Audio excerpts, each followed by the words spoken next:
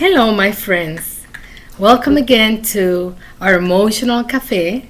I'm Xiomara Mayo Ingram, and as every Thursday, I want to say thank you for being in touch. Thank you for being here at Emotional Cafe, and thank you for opening your hearts and your lives for us to be able to get to you with this amazing topic tonight, toxic emotions. I want to go ahead with a couple of reminders like I always do. I have my Emotional Cafe decaf coffee that I always have with me. You remember that this is your space for us to share. You can participate using the chat and asking your questions. It's totally anonymously, so make sure that you use the chat. I always verify that it's working. It's right there, so you can feel free to ask me your questions and I'll gladly will answer them. At the same time, get yourself your hot cocoa or maybe your coffee or tea, whatever is best for you. And I want also to remind you to visit our webpage and invite your friends and family to visit our webpage as well. If you haven't subscribed to our newsletter, please do so. Our March edition will be coming out very shortly, and you want to be able to receive your newsletter straight in your email. So make sure that you subscribe and that you give us your email address, and you're going to be receiving a welcoming email that you need to click the link in order to confirm your subscription, and once you do that, you're all set. So remember, you can also email me. You can go to our webpage and see my email, and you can email me your questions. You can email me suggestions of topics you would like me to talk about and share with you. And just remember that Emotional Cafe is your virtual platform. It's for you. So just get the best of it and help us continue growing.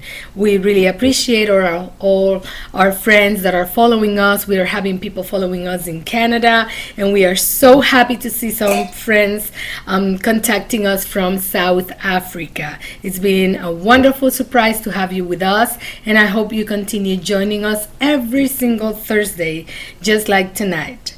And with that said, let's start with our toxic emotions topic. As the name says it, these emotions are emotions that we all feel at one point or another, and that they can be totally normal. But they become toxic because when these emotions overwhelm us to a point that we cannot function appropriately, that's when there's a problem. And that's part of what I want to be able to help you identify tonight, because sometimes we are totally overwhelmed by these emotions and we hardly recognize that it's happening to us. And since we have started to go on the emotional growth path and trying to accomplish the kind of life we want, it is extremely important that we learn about our emotions and learn to identify when they have become toxic, when they have become a problem, or as they are called, chronic emotions. And let's start with the first one. It's a very well-known and common one, anxiety. And anxiety is just a natural body's response to danger. It's like an alarm when an alarm is set off, and it's totally natural. We respond with anxiety to new situations, to maybe meeting new people, maybe getting a new job. So we have this normal reaction that is called anxiety. However, when it's constant, when the anxiety is constant or it's overwhelming, we might have a problem. We might have an anxiety disorder. And part of the signs that you can identify is asking yourself the following questions in case that you have any doubt that the kind of anxiety that you might be feeling is a toxic anxiety or a chronic anxiety disorder. Are you constantly tense, worried, or edgy? Does your anxiety interfere with your work or with your school, university, or maybe family events or family responsibilities? Do you feel overwhelmed by fears that are irrational, but somehow you cannot shake them off? Are you believing that something will happen, something bad, there are people that are always expecting something bad to happen. It doesn't matter how great it can be, it doesn't matter all the things that can be happening in their life. All of a sudden they are expecting this bad thing to happen, to break off the pattern of the positive things that they're getting in their lives, and they cannot even enjoy the positive things in their lives because they're already thinking it's too good to be truth. Are you that kind of person that is thinking that it's so good to be truth? Do you avoid situations or activities simply because you have anxiety about them, to the point that you don't even give yourself permission to enjoy them or feel them or experience them? Do you have some sort of attacks, what we call panic attacks, that come out of nowhere and then you start feeling physically sick? Do you feel like there's danger or something bad around the corner wherever you go? These are signs that you might be suffering from what is called chronic anxiety, and it has been a toxic emotion for you. So again, anxiety, it's a normal response, a normal reaction that we all have, but when it's overwhelming or when it's constant, we are having a problem. The important thing is that at the end of the session, I am going to wrap it up with the recommendations how to cope with all these different emotions, because the way we cope with them, it's pretty similar for one of them or another. So at the end, I'm going to wrap it all up with the recommendations that I always get for you. Now, the next emotion that can be a total normal emotion but can turn into a very toxic one is anguish. And anguish is defined in psychology, but that's suffering that can be caused by any event along our lives. So during our lifespan, something might have happened that have caused you some sort of pain or trauma or any negative reaction, and therefore you have this specific feeling of distasteful emotional situation that somehow gives you weird feelings, weird emotions, and this mental anguish can turn into depression. It can turn into different other emotions as well. So it's really extremely important that we can identify, in order to, when we're starting to feel anxious and feeling that anguish, that it's kind of hurting you inside and that you are already suffering from this thought in your mind, it is extremely important to stop. I remember myself going through a period of anguish, and again, sometimes there are situations that put you in that position.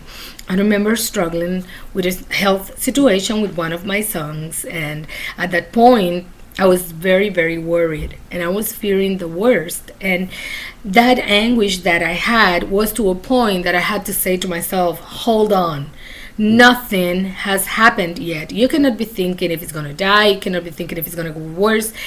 Deal with the moment, because usually both anxiety and anguish are very related to moving away from this specific moment, from the now. Somehow you start projecting, you kind of fast forward the movie towards the end, but the end is only in your mind because you don't really know what's going to happen. It's just a fear that you have. It's just a thought. But like my father used to say, one thought calls another one, and all of a sudden you simply have some sort of a snowball growing. So make sure that you identify this emotion when it comes, and when you see yourself being anguished about something, to identify quickly that you're probably spending too much time thinking about that, and that you're simply projecting your fears in the future. So keep that in mind. The other emotion I have for you tonight is the chronic dissatisfaction. And as the name itself says it, dissatisfaction has to do with not being satisfied. Let me tell you that at some point or another, we all feel dissatisfied. Maybe I'm not satisfied with the quality of life I'm having. Maybe I'm not satisfied with the work I'm doing or my performance or something, right? But there are certain people, or maybe certain moments for some people, in which their dissatisfaction is so chronic that nothing can make them feel better. Nothing satisfies them. And that's the type of toxic emotion that I want to address tonight. It's not a matter of just being dissatisfied at a moment, but that kind of lack of satisfaction, and that something is happening in this area of your life that you're not satisfied, and then something is happening here and then you're also not satisfied, and all of a sudden you feel like your whole life is a mess and that you don't have a purpose in life. So keep an eye on the dissatisfaction, because when it's really chronic, it can take you to a depression without even realizing how you're feeling. When you're not satisfied about something, we all human beings have some sort of resources, emotional resources that we can put together in order to make changes that are important for us. So don't let dissatisfaction overwhelm you, because it can become a problem. My other emotion of the night is dependency. And this is a moment that I can invite you to go back to any of my previous presentations in which I have discussed dependency. I have done both addiction and codependency, referring to addiction as that dependency on a substance that you use or on an activity that you get to practice. And in this case, it can be any type of activity such as gambling or shopping or internet or many of the behavioral addictions that I presented on that previous presentation. So if you have any doubt, I will recommend that you go back so you learn about addictions and you learn to see that it's not about only using substances or alcohol, but also the behavioral ones, the ones that has to do with the activities that you get to see yourself involved with. And codependency is pretty much the dependency towards someone. It has to do with dependency depending on people and relationships or situations related to people. So a dependent personality, and let me tell you that it's also known as a disorder, describes that excessive dependency of someone. How some people need someone else to decide for them, how they need someone else to take care of them, how they need someone else to validate them because they don't find any internal validation towards themselves whatsoever. So they always need this other person to assume their lives for them. They have this passive personality, they are submissive, but it's a way to avoid having to assume responsibility for themselves. And these are people that are always very sad. So if at some point you find yourself, because this is the important key here, some people have been like that all their lives, or they have grown up developing these toxic emotions. But some of us at some point of our lives have found ourselves developing a dependency towards someone. Okay, some people might have done it again using substances or alcohol, or maybe, as I said before, activities.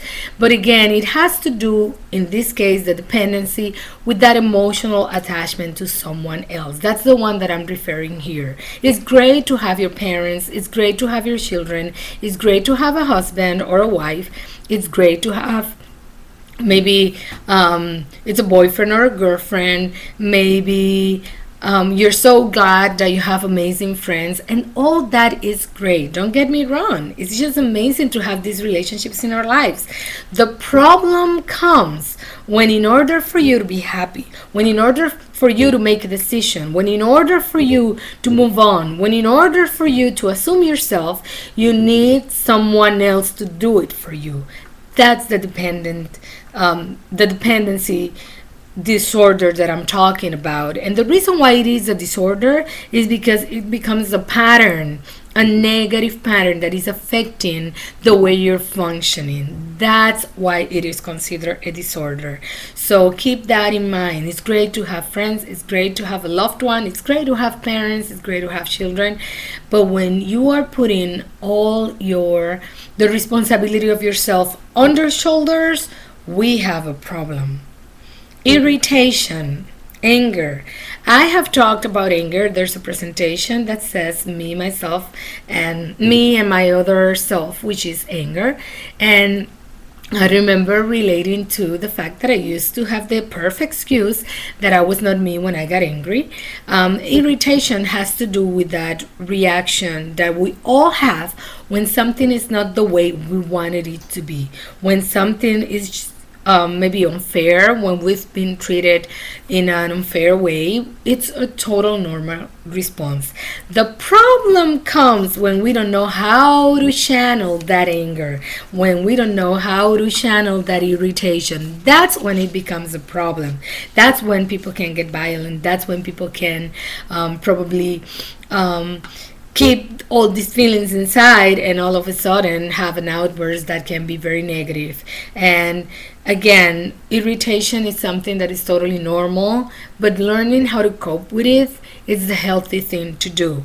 But when you see yourself overwhelmed to the point that your irritation doesn't let you make that pause, stop and think about the consequences, or that you simply explode and have an outburst of anger, we have a problem. Envy. Envy has to do with feeling unhappy about the success of someone else. And I also have a little story to share with you, because it's the kind of thing that is like a secret emotion. We don't like accepting that we feel that, that we feel envy for any of the people that we know. We kind of keep it inside. It's kind of shameful, but it's funny because it's one of those things that it's probably one of the hardest for us to accept, that we are being overwhelmed by it. I remember again with that health situation that I was telling you about, that I had an issue with the fact that some people used to tell me about the miracles that happened in their lives or with their loved ones, and how they had been healed and how they were just fine. And I was nurturing myself very spiritually at that point in my life, but I have to admit that I kind of felt something inside every time someone told me about someone that had been sick and all of a sudden the miracle happened and they had such the blessing of being healed. And I kept struggling with the health situation with my son. And I remember talking to a very good friend of mine. I'm going to keep the name to myself. And I remember that she listened carefully to me as I was saying that I don't understand why to some people, this good thing happened and I'm still waiting for my miracle to happen. And then she said to me after I finished, it's called envy. And I remember that at that point I cried, but I was laughing out loud with tears coming down my eyes, because it was truth. That was exactly what I was feeling. That was the truth. I was, feeling envy. I was hating that other people were getting exactly what I wanted and I was not getting. And that's what envy is about. It's that kind of feeling that someone is having some success or someone's having something great happening and I cannot feel happy for them, because inevitably I'm comparing myself to them, or it's like a competition kind of thing. And again, be careful, because it's called the secret emotion, the secret toxic emotion, because it is hard for us to accept that we feel that way. Somehow we feel that we're being mean or that we're not being a good person anymore. So again, at one point or another, we might feel it. But when you find yourself always disqualifying other people, always making comparisons, always trying to put down their accomplishments or what they do, you might have been overwhelmed by this toxic emotion, the secret toxic emotion, envy. Now, fears. We've also talked about fears, and again, we all at one point or another, we feel afraid of something or we deal with fears, but we're talking about that fear that will keep you from doing those things you need to do. That's when it's really toxic. When you find yourself disconnected from reality, when you find yourself feeling so unsafe that you don't even want to try anything, you feel that you're stuck, you have a stagnation, but it's simply because you don't want to move on because you are too afraid of what is going to happen. Some people are so chronically fearing the future, that they try to hold on to life as it is, that they suffer so much. Sometimes I'm, assisting clients, assisting people in their process of changes, and it's just amazing how they hold on, how they try to attach to the life as they know it, and they're suffering big time because it's simply a matter of acceptance, accepting that life is changing, accepting that changes are good, they're different, and sometimes we just don't like them because we don't know what's going to happen and we're too afraid. But once we go, and we look at our fears and we name them, we simply I used to say that fear was like a gentleman, that the minute that you went directly to it will just let you go through it. And that's what I want to illustrate here. Once we name it, once we identify what exactly is it that we are afraid of, what is keeping us from moving on, what is keeping us from doing what we need to do, then pretty much that huge fear is going to start becoming smaller and smaller. Guilt and shame. And I want to tell you what's the difference between guilt and shame, because both those emotions can become very toxic if we don't keep an eye on them and we let them overwhelm us. Guilt is a feeling of responsibility or remorse for something that you've done, some offense, some crime, something wrong. So it can be either real, something that you did, that you really did, or something that you imagine you did and you feel guilty about it. But shame is the painful feeling that you have from the consciousness of something that you consider dishonorable, improper, ridiculous, done by yourself or other. So if you look at the difference between one and the other, guilt involves the awareness of something that was done, either real or not, but it's that awareness that you did it, that you did that wrong thing, or that you did that bad thing, so you feel guilty about it. But shame may be the result of guilt, but apparently it has to do with a sense of dishonor, a sense of inappropriateness, a sense of being ridiculous. And that feeling can really put you in a position that you're totally blocked in order to avoid to move on, because you feel so exposed, you feel so vulnerable. And in both cases, it can be something that if you use it appropriately, you can learn from it and move on. Like if you did something wrong and you feel guilty, then you try to make amends by not doing it again, by maybe asking for forgiveness, maybe giving back what you considered that you can do or have taken away from. I don't know, but it's that sense of being able to make up for that wrongdoing. And the same thing with shame. Let's say that you had to play an instrument, or that you have to go and perform a job and you didn't do well, and you feel that it was a ridiculous thing to do and you feel so shameful. But then you can learn from it and improve what you're doing. So again, these two can be a good thing if we use them in a productive way for us to improve, to get better, not to do it again. But when it overwhelms us to the point that it blocks us, it's a problem, and that's when some people need help to deal with what is really going on in their minds. Depression. Depression is an illness, and it's amazing how some people think that it's as simple as say, hey, you're just trying to call my attention, quit it, get better, do something about it. Because depression is just more than sadness. Depression, people that are feeling depressed, and let me tell you, this is one of the illnesses that you can find worldwide. They might experience a total lack of interest and motivation in everyday activities as well as important activities in their lives. So it affects their functioning to the point that they cannot think clearly, and that lack of motivation can take them to even have recurring thoughts of harming themselves, or even dying, not wanting to live. So everybody experiences some sort of blue moods or sadness, again for different reasons and at different moments in their lives. But depression is something else. is constant, is there regardless, and you cannot connect with the good. You cannot connect with being happy, feeling joy, feeling satisfied about doing something, and it's so terrible that you feel that your life is a waste.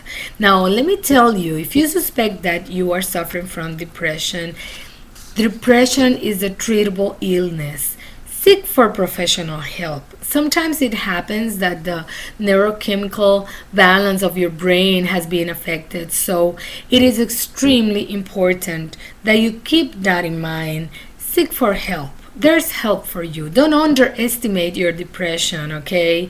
Don't think you can handle it. There's help for you. I have a question here coming in. It says, my wife and I have terrible fights and sometimes it's hard to even be positive. What can we do to have a positive relationship? Well, your wife and you are having terrible fights. When you're not fighting, that is the best moment to sit down and talk about the appropriate way to fight. And you might think, Xiomara, that's easy to say. No. In one of the previous sessions, I spoke about how the couples have to create their dynamics, and you have to be able to set certain rules. For instance, a simple rule is that regardless how mad or how upset we are at each other, we are not going to go to bed being mad at each other. We're gonna talk things out, and if at some moment we are not being able to come up with an agreement or feel better, we're gonna put that topic, whatever subject it is, we're gonna put that issue in pause. We're gonna leave it there. We will continue in the morning. Let's put it aside and let's try to move on and go to bed and relax and simply connect again. Because, and this is funny, and my husband always laughs because that's one of the things that I said to him when we started the relationship. One thing has nothing to do with the other. The fact that I might be mad at you at a moment, or the fact that I might be upset about something that you said or something that you did, doesn't mean that I don't love you. Doesn't mean that I don't want to be with you. And sometimes we just don't know how to fight, because it's okay to be upset about something. It's okay to be mad. But you have to be able to channel that emotion and talk things through in order to make things better. You need to try to get the solution to the conflict, but not to try to keep adding more fuel to the conflict. So in order to create that set of boundaries, such as it doesn't matter how upset we are, we're gonna keep the respect to each other. If at some moment one of us say, I cannot continue having this conversation, let's have a break and not talk about this. Be respectful and not talk about that for a certain amount of time, maybe an hour or maybe until the following day. But you need to set the boundaries for the appropriate fights, because when we're mad and upset, we tend to say things that later we might regret. And not everybody make that pause to think before they say what they need to say. So it's a practice that you need to start doing alone with your spouse, and make sure that it's safe and healthy for you guys to have differences, disagreements, but be able to come together as a team. All the fighting emotions have caused me a great deal of depression. I'm prone to depression, and the fights only make it worse. Sometimes when a couple, and this I say it because sometimes I've had people that have felt exactly the way that you have been sharing with me tonight, and sometimes you need someone reliable, someone you can trust, someone that can be partial to help you communicate. If by any reason your relationship have been affected with all the fights, with all the inappropriate ways of handling your emotions, it might be hard to reconnect again, and you might need the assistance of someone that partially can help you communicate in a more effective way. Why do I say this? Because if it gets to a point that you say something and the other person immediately takes it the wrong way, you're not communicating effectively. But it might not be because you didn't say it clearly when you say it now. It might have been that you have already had this pattern of inappropriate communication, that you simply disconnect the minute you start fighting. and this person cannot connect with what you're saying, or you might not be able to connect with what this person is saying. Again, it is a dynamic that you guys need to sit down and talk and say, how do we want this to work? Because it takes the two of you to want it to make it work. It doesn't matter how much you want to communicate. If the other person doesn't want to connect with you, understand you, then we have a situation and you might need the help of someone else, someone impartial. Again, it can be a counselor, it can be a pastor, it can be a priest, I don't know, but someone that you can actually talk to and can be in to help you communicate. But I think the best way is when you are not fighting, when it's a good moment for the two of you to talk about how would you like your relationship to be, how would you like your communication to be. Because again, you two can make it work at any moment you decide you want to make it work, because it takes two to make it work and it takes two to make it fail. But you two have to be on the same path. You two have to be on the same level. You two need to be on the same, trying to accomplish the same goal. It cannot be only you. You'll be drained and exhausted, and you'll be, as you're telling me, depressed because you don't see any results. But it's you trying to make things work. So at any time that it's a peaceful moment, that you two are getting along well, maybe it's a great opportunity to sit down, have some coffee, and let's talk about how we can improve our communication. How about when we have disagreements? How can we communicate our disagreements being still respectful to each other, respectful to the feelings that we have, and respectful to the fact that maybe we won't agree on one thing or another. But that doesn't mean that we have to give up on the relationship. That doesn't mean that we have to give up on each other. So talk about it, but choose that appropriate time to do it. Because again, if it's when you're fighting, probably the disconnection immediately happens the minute that any one of you is disagreeing with the other. So that's the best I can tell you. Continuing with the toxic emotions, frustration. Frustration is that emotion that occurs whenever we don't accomplish our goals, whenever things are not happening the way we want them to happen. And again, it's just something that can be great when we use it to improve or to get back on track or to get on our goals and redefining them. When it gets to a point that overwhelms you and you don't want to do anything and you give up on everything, it will simply take you down a depression as well. Because again, you can be resentful, you can be feeling angry, you can feel sad, and you have all these emotions that it's hard for you to identify. But you need to know that what you're feeling is frustration, that it's normal, but look at it and decide what do you want to do about it. The other emotion that we have to be very careful is pain, grieving. Grieving is a process that is totally natural, especially when we have a loss. It can be a physical loss, it can be the loss of a dream, maybe when we lose a job, maybe when something bad has happened, we feel pain.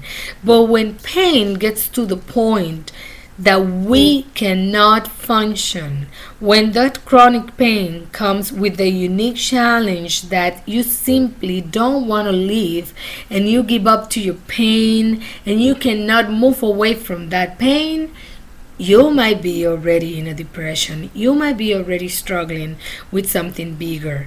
Because again, as I said before, we humans have all the internal emotional resources to be able to overcome and put these emotions in the right channel and be able to move on. And when we can't, it might be that it's linked to events from our past that it simply affect us deeply, and we might need some extra resources or some extra help. And again, at the end, I'm going to be able to give you some recommendations, and we're almost getting to our final two emotions. Rejection. Rejection, we can say that it's what we feel when we feel pushed by someone, or when we push someone or something away. And we might feel rejected by members of our family or our friends. I would say everybody in school, especially high school, everybody at some point or another have felt rejected. But when you have that sense of inappropriateness, that there's something wrong with you, that no one wants you, that everybody's rejecting you, it might be something real or maybe just in your mind, we have a problem, because it's a feeling, it's an emotion that you have inside of you, and it doesn't matter what anybody does, you always try to connect with the rejection instead of what they're doing.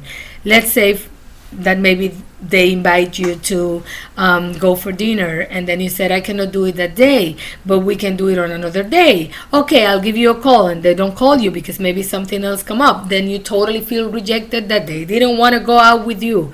Hello, they were inviting you, but life happens and things happen.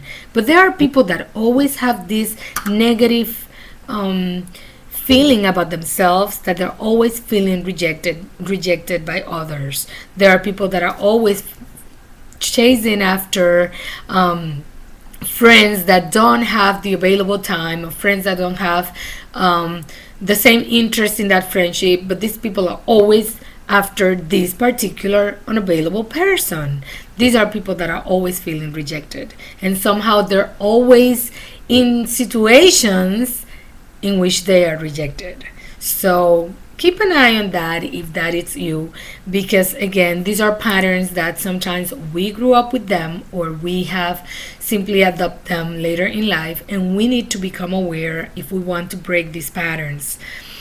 And my final emotion tonight, jealousy. And some people have the misconception that jealousy means that you love me so much and that's why you're jealous, or I love you so much, that's why I'm a chronic jealous person, and that is wrong. Jealousy is actually a sign of low self-esteem. For some people, it's actually a sign of neuroticism. It's also a reflection of your own insecurities and possessiveness, dependence on someone. It's also those feelings that something is not right in your relationship and therefore you feel jealous. And it's also an anxious attachment reflection. So if you think that the reason why you've been jealous is because you love someone, look again, because again, the signs are totally different and they have nothing to do with love. Okay, my friends, here comes the best part of the night, the recommendations. And as I told you, and again, if it's depression, you might need professional help, because again, as I explained before, the chemical balance of your brain might be affected, and we want you to be well. We want you to be happy. We want you to be able to accomplish everything you want. We want you to be able to overcome whatever you're going through. So don't underestimate your depression and seek for the appropriate help so you can continue being part of Emotional Cafe. Recommendations for dealing with toxic emotions. The first one is to identify. What is it? What is it? Sometimes I'm assisting people and they said, I've been feeling weird. And I said, okay, what are you feeling? I don't know, but it's a weird feeling. I don't know. It's just a mix of emotions. What is it? Name it. Identify it. Because while you don't identify it, it'll be harder for you to be able to overcome it, to be able to move on, to be able to break the pattern. But once you name it, then you can move to the second step, which is to acknowledge and accept that that's the way you feel. As I was telling you, my own experience with envy, if we don't identify, it's going to be impossible to accept that I'm struggling with this or with that. I also, when I used to work in group interventions, we used to say, I need to change a lot of things. Oh, there are things I need to change. And to me, that's like putting a big black bag full of things and putting a label out of the bag that says things. Does it really tell you what kind of things are in the bag? Do you know if it's paper? Do you know if it's glass? Something that is breakable? You don't know. So you need to label, these are Christmas stuff, or these are my dinnerware, or these are clothes, or these are papers and books. So you need to name it, and you need to be able to accept you feel the way you feel. That is the main step, because it's the first one that you need to take. Then make a decision. Make the decision to commit to change, to commit to put actions together, to commit to not stay where you are and do something about it. But it's a decision that you need to make. It is like losing weight. Until you internalize it, until you make that decision to commit because you need it for your health, because you don't like the way you feel. I tell you, and I use the weight illustration because I've been struggling with my health and my weight myself. So again, you have to decide, I'm going to commit to this. I'm not gonna stay where I am at. I'm gonna move on. I'm going to accomplish this. I'm gonna be able to move forward, and I'm gonna get better. I'm gonna get the help I need, and I'm gonna be better. And then put actions together in order to feel better. And you might say, yeah, what kind of actions? I can give you just a few suggestions. Write about it. Have a little journal. I always had a journal in which I could write, because I have realized that it has helped me identify the emotions I'm feeling when sometimes I don't even know what's happening with me. And with the people that I work, I always require that they write down, because it's amazing how they get to identify and they get to verbalize what is it that is inside them that is affecting them. Talk about it. Maybe talk to a friend about it, but be very careful who you choose to talk about it with, because these are your things, and you need to be able to share them with someone that can be a good listener, and someone that can actually be sensitive to your needs, and someone that can give you a positive, good feedback to help you. Stay active. Try to keep yourself doing all your daily activities that you need to do. Don't give up on those. Keep yourself moving. Set your limits. Sometimes you have to set your limits and say, when I'm feeling like this is what I'm gonna do. Whenever I feel down, I'm gonna move away from that spot. I'm gonna go visit someone. I'm gonna go out. I'm gonna go eat something. But set your limits in order that when you identify that you're feeling a certain way and it's becoming overwhelming, then you do something. Exercise. Exercise is an amazing medicine. So find some way to work out. Maybe jogging, maybe walking, maybe riding your bike, maybe going to a gym, but do something, some sort of physical activity that helps you work out. Make positive social connections. Try to avoid the toxic people. If you know it's someone that is always going to come with negative comments about everything that is happening, keep that people as far as possible away from you. Distract yourself. Try to keep your mind distracted, not to avoid what you're feeling, but just to simply keep going. And then you can struggle with what you're feeling by writing or talking to someone. But try to combine being distracted, being able to go have a good time, share with friends, watch a TV show that you enjoy, doing things that you like that will keep you distracted so you're not so overwhelmed. Remember what I said about the thoughts, that they're like a snowball and they just simply become bigger and bigger and bigger. And keep the positive attitude. Don't lose hope. Nurture your soul. As I said, try to find something to nurture your spiritual side. I don't know what you believe in. I particularly have always said I believe in God, but I don't care what you believe in. But we human beings need to believe in something. So find something that nurtures your soul, that makes you feel better. And in case that it's needed, find some professional help. Don't think that there's something wrong with you. You might just need the professional guide to get you through this. Don't underestimate it. And finally, maintain your commitment and your discipline. The commitment with yourself and the discipline to keep those actions happening so you feel better. Don't give up on yourself. Don't go thinking that this is the way that you have to act or this is the way that you have to feel. Give yourself a chance and maintain your commitment and keep the discipline to maintain putting those actions together. Force yourself if you have to do it, because once you do, you'll feel much better about yourself. Thank you again for joining me tonight with the topic toxic emotions, and I'll see you next week on Thursday at 8 o'clock. Invite your friends, invite your families, and see you soon. Have a great evening.